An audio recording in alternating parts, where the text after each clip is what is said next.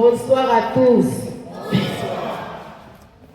Poisson, denrée stratégique pour la relance de l'économie nationale. Semaine de l'entrepreneuriat pour la pêche et l'aquaculture. Qu'est-ce que nous avons retenu? Honorables députés, chers invités, à vos titres et qualités respectifs, bonsoir encore. Oui, REDIC, une vision,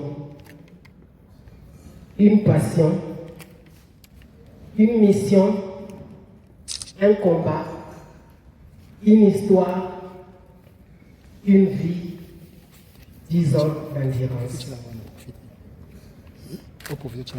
La semaine de l'entrepreneuriat pour la pêche et l'aquaculture ont été de moments historiques. En effet, jamais auparavant les enjeux de la pêche et aquaculture n'avaient convergé avec autant de symboles et d'opportunités.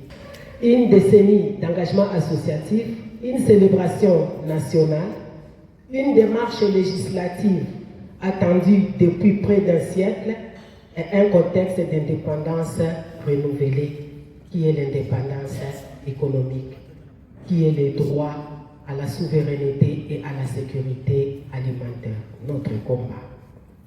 Il s'agit non seulement d'une question de subsistance pour des millions de familles, mais aussi d'un champ d'innovation, d'entrepreneuriat et d'emploi durable, en particulier pour les jeunes et les femmes.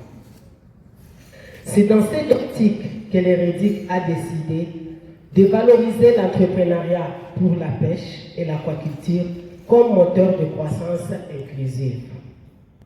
Faire de la semaine de la pêche et de l'entrepreneuriat pour la pêche et l'aquaculture un événement structurant, créant des passerelles entre acteurs de terrain, institutions, chercheurs et investisseurs dans le secteur.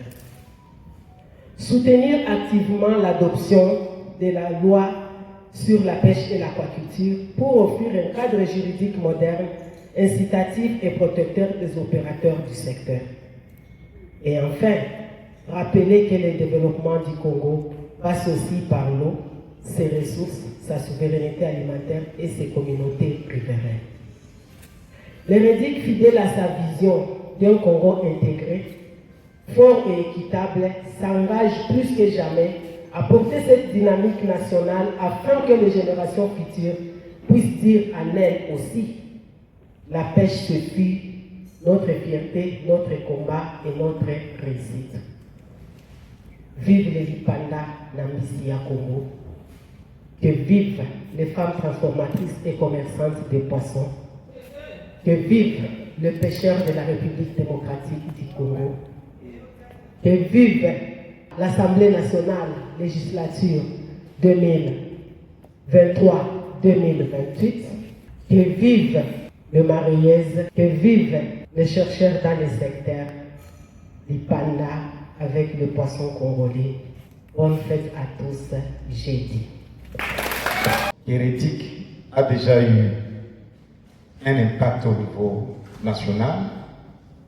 Il regroupe des femmes, des mamans, des pêcheurs, il y a des chercheurs, il y a tous ceux-là qui s'adonnent à la pêche et aux activités liées à la promotion du poisson. REDIC a un impact au niveau régional, même au niveau international.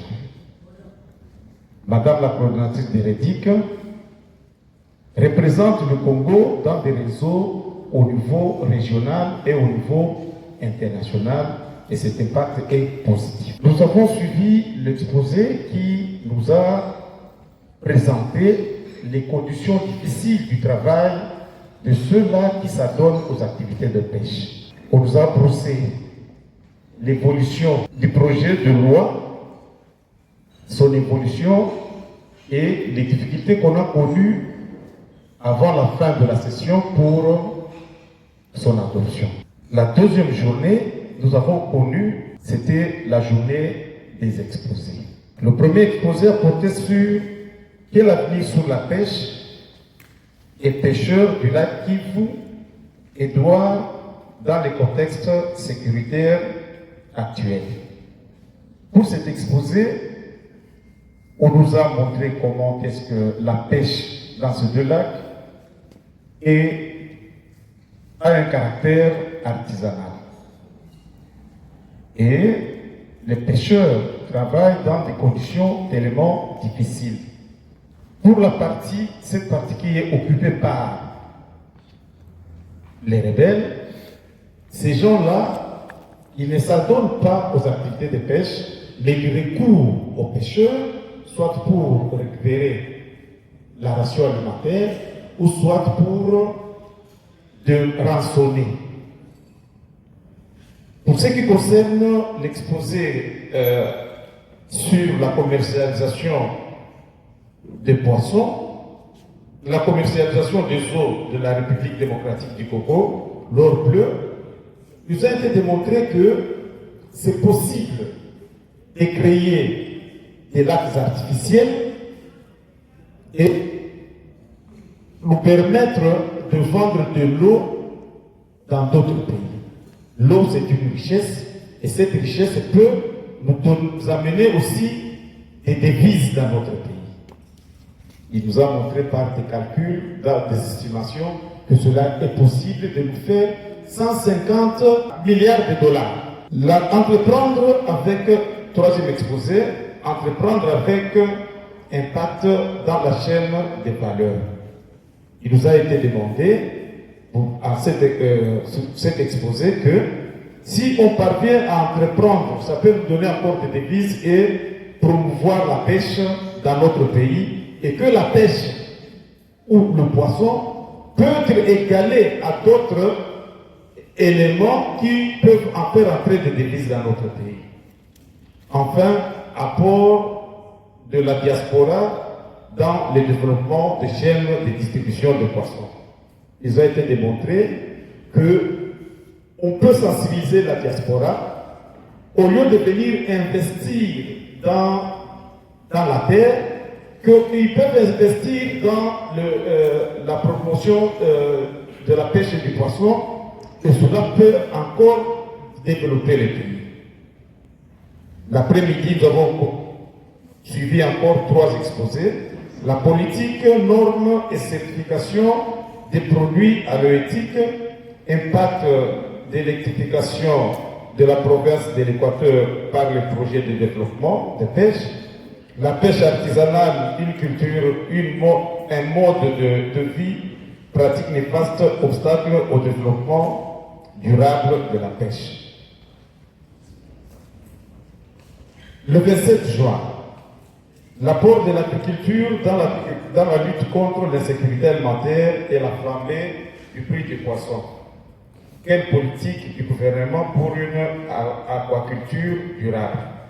Synergie des acteurs de la pêche et de l'aquaculture, projet de sécurité alimentaire et environnement. Investir dans la pêche et l'aquaculture, une opportunité d'affaires, création d'emplois. En soi, tous ces exposés, en résumé maintenant, tous ces exposés nous montrent que la RDC connaît une potentialité. Nous avons beaucoup d'eau, beaucoup de lacs, beaucoup de rivières et tous regorgent de poissons. Mais il se passe que l'exploitation ou la pêche se fait d'une manière artisanale, de telle sorte que les pêcheurs ne sont pas à mesure de faire bien leur travail et que cela fait que les poissons meurent dans les eaux. Or, il est question que nous puissions travailler ensemble pour la promotion de la pêche et que les poissons soient un élément qui peut faire que nous puissions avoir des agricultures pour consommer nos poissons et que nos poissons, nous puissions les vendre même en dehors de notre pays. Mais le problème qui se trouve là-bas, on ne profite pas de cette exploitation parce que il n'y a pas assez de moyens qui sont investis dans la pêche et que l'on peut faire un plaidoyer pour que l'on parvienne à demander à notre gouvernement qu'il investisse assez de moyens pour que la pêche soit profitable à nous tous. Un plaidoyer devrait être mené et nous avons eu les assurances de Madame la secrétaire générale qui va apporter nos desiderata auprès du ministère pour que le ministère commence à intervenir. Enfin, nous avions suivi à l'explanade du Palais du Peuple un festival, là où les mamans ont exposé les poissons, et on a remarqué que ces poissons sont plus chers et la concurrence au marché n'est pas profitable aux Congolais. Donc si on produit plus, on aura des poissons des poissons à la portée de tout le monde. Voilà, en bref, ce que nous avions eu à exploiter.